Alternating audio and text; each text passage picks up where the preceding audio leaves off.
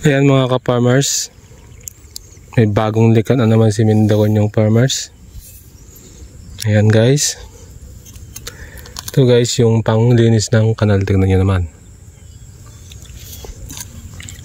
Ito guys, dudukalan niya bago itatabo niya dito sa sibuyas. Gawa nung bumababa na kasi yung lupa guys, nababa siya, kaya kailangan natin ng ibalik ng paunti-unti yung lupa.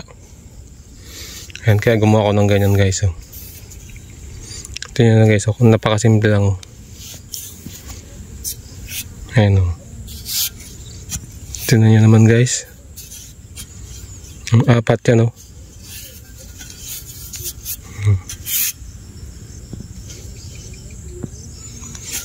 Tignan nyo naman yung kanyang trabaho guys. So, okay din naman. Ayan, kita nyo guys yan o. Binalik niya yung lupa. Ayan. Papataasin niya ulit yung gilid. Bumaba na kasi guys. Nadukal lang nadukal.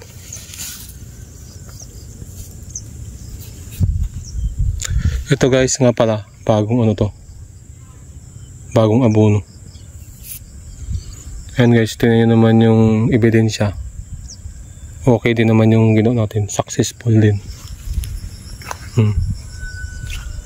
Malinis din siya guys oh.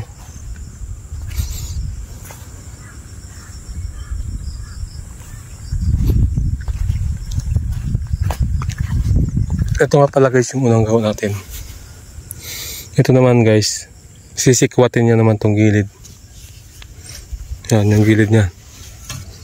Yan, tingnan nyo naman yung lipya. Iba naman siya. Ayan, iba. Sisikwatin niya yung gilid. Ito naman, itong hulihan naman, ibabalik niya. Yan, mga bagong likha. Mga likha ni Mindogon yung farmers guys. Pang sibuyas lang. Panglinis ng kanal, tingnan nyo naman.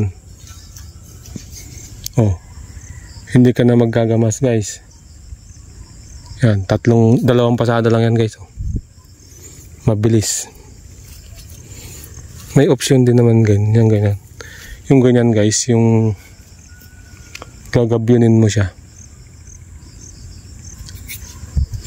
So yun lang mga ka-farmers.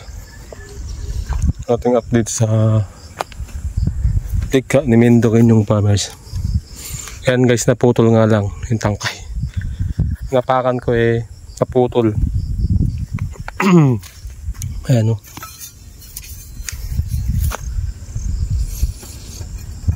Ganyan talaga sana yan